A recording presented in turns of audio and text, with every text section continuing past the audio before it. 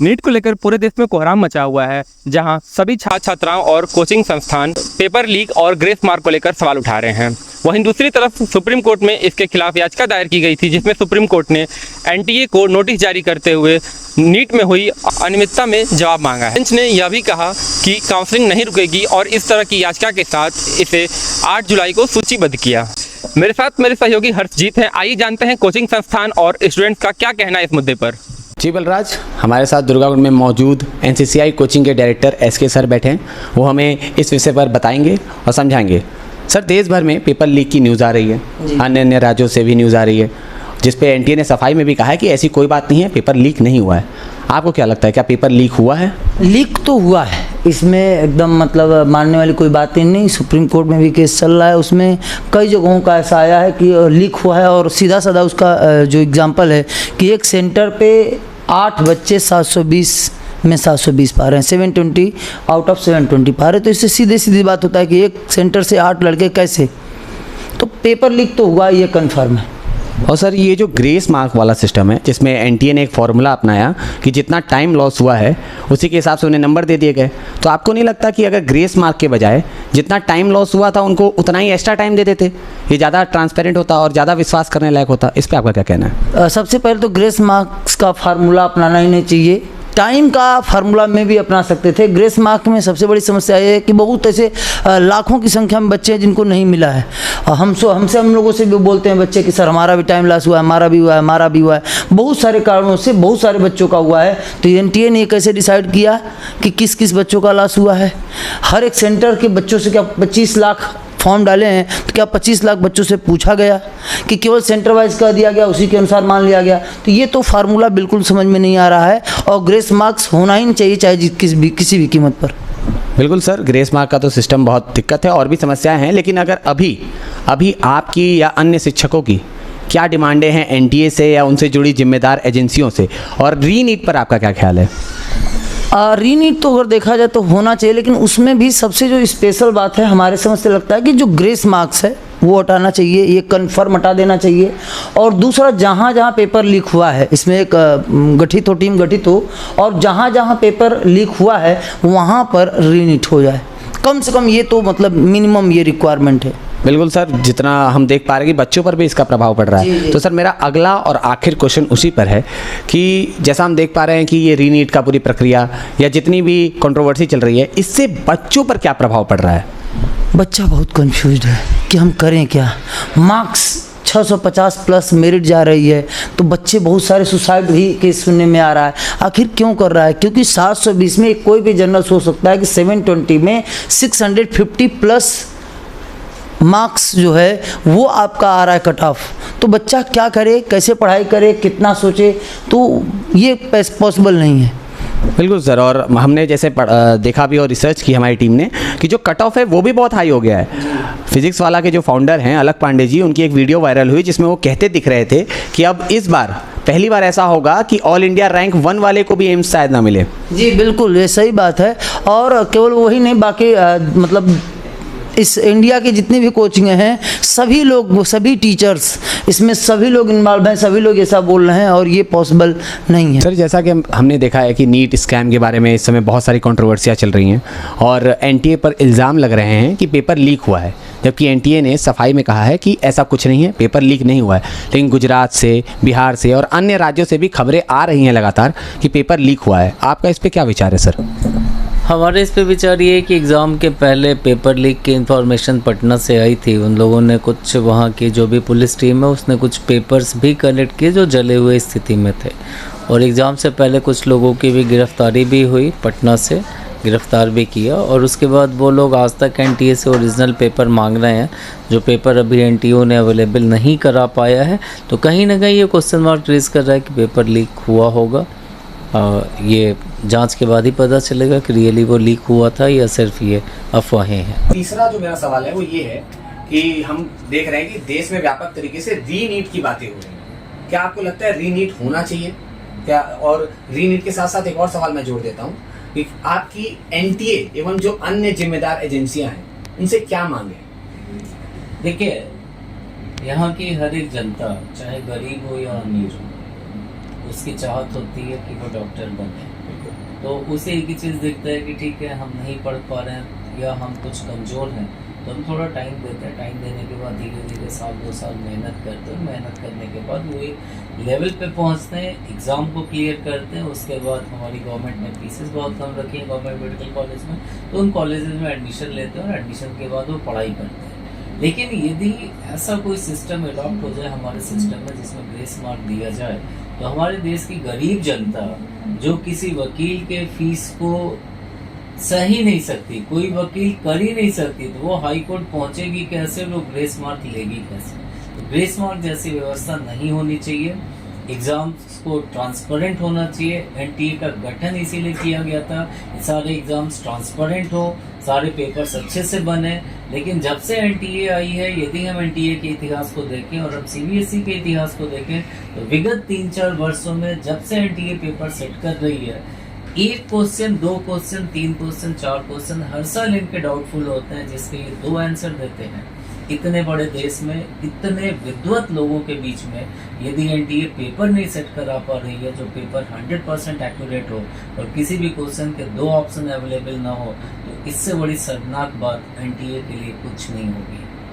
मेरा आखिरी सवाल आपसे यही होगा कि ये जो कुछ भी हो रहा है या जो आने वाले समय में होगा, इससे बच्चों पर क्या प्रभाव पड़ेगा? क्योंकि सर हमें पता है जो 720 अंक जितने बच्चों के आए हैं, ऐसा नहीं है कि 67 के 67 बच्चों ने वही माध्यम का इस्तेमाल किया जिस पे हमें शक है। ऐसा भी होगा कि 6 या 7 बच्चे जिन्होंने बहुत मेहनत की और ये मुकाम हासिल किया कि AIR 1 आए, तो आपको लगता है कि रीनीट होगा तो उन पर भी दबाव आएगा?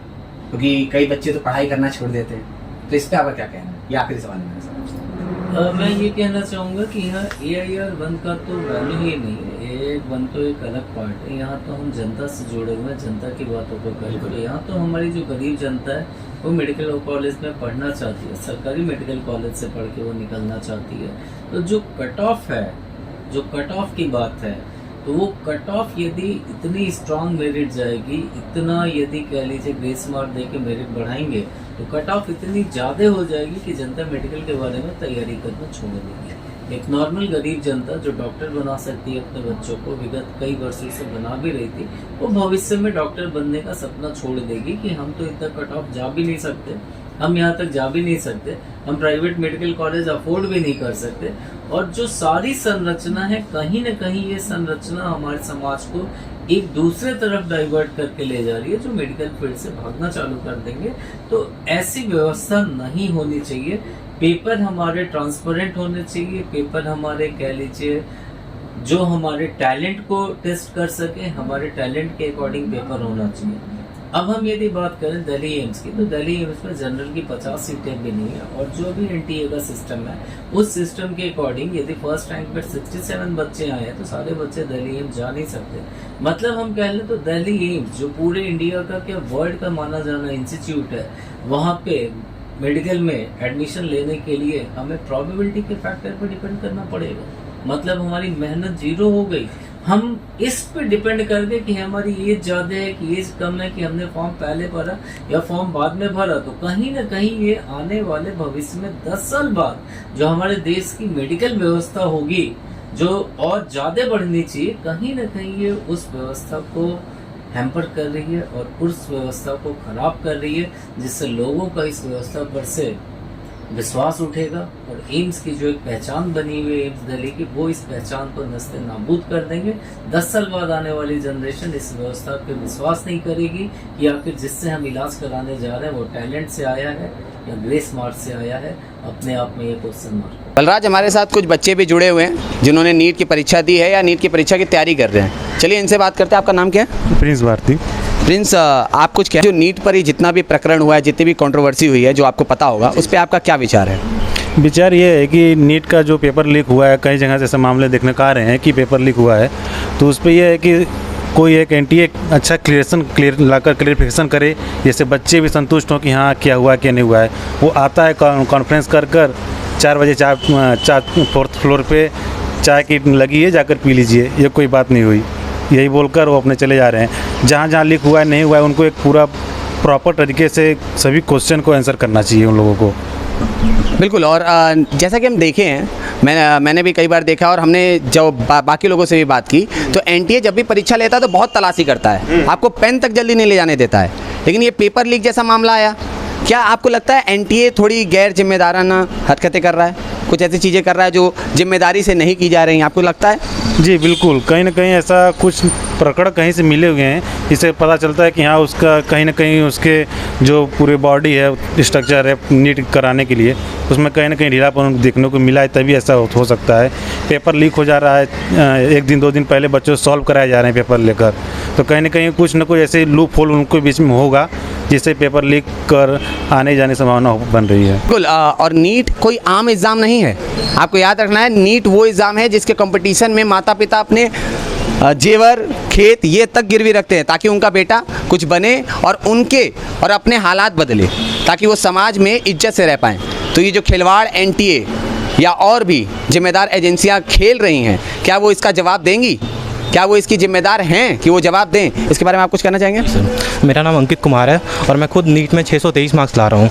और एग्ज़ाम देने के बाद तो मैं यही समझ के बैठा था कि हाँ ठीक है, कॉलेज मिल जाएगा, अब रेस्ट करो, मौज करो, और क्या। इसके बाद जो रिज़ल्ट आया और रैंक देख के तो दिमाग हिल गया। अब क्या ही बोलूँ मैं, कोई मतलब कॉलेज तो दूर दूर तक, आसपास भी नहीं हूँ मैं। और वही सरकार से रिक्वेस्ट है कि थोड़ा इस पर किया जाए इन्वेस्टिगेशन जो हो रहा है। और आप तो मेरे ख्याल से आपने पढ़ाई भी छोड़ दी होगी। बिल्कुल कुछ नहीं, अब बिल्कुल नहीं। मैं यही सोच के बैठा था कि भाई चलो अब कॉलेज में जा रहा है, अब क्या पढ़ना है, मस्ती करो बस। नहीं, बिल्कुल हम चाहेंगे कि आपका एडमिशन हो, किसी सरकारी कॉलेज में आपका प्लेसमेंट हो। बिल्कुल, आप कुछ बोलना चाहेंगे? अपना नाम क्या है? मेरा नाम है श्रेयांश द्विवेदी। इस बार मैंने नीट का पेपर दिया है सर, मेरे 500+ मार्क बन रहे हैं सर। मैं जानता हूँ मेरे साल नीट में सिलेक्शन तो नहीं होने वाला, लेकिन फिर मैं अगले साल की तैयारी किस ट्रस्ट पे करूँ एनटीए के बेसिस पे? अगर ऐसी चीटिंग चलती रहे तो अगले साल क्या भरोसा? कट ऑफ इस बार 652 गया है यूपी का एक्सपेक्टेड कट ऑफ, अगले साल क्या भरोसा 680 चला जाए? तो कैसे हम लोग क्या तैयारी करें? दूसरा मैं कहूँगा रीनीट पे कि डेफिनेटली पेपर लीक हुआ है बिहार में सर। 4 मई को FIR दर्ज हुआ, जिसमें जो हाँ एक लड़के ने पेपर दिया तो उसने खुद एक्सेप्ट किया है कि 20 से 25 लोगों को पेपर दिया गया है, पहले ही सॉल्व करा के वहाँ पे सेंटर पर भेजा गया है। तो रीनीट तो कंफर्म कराना चाहिए इनको।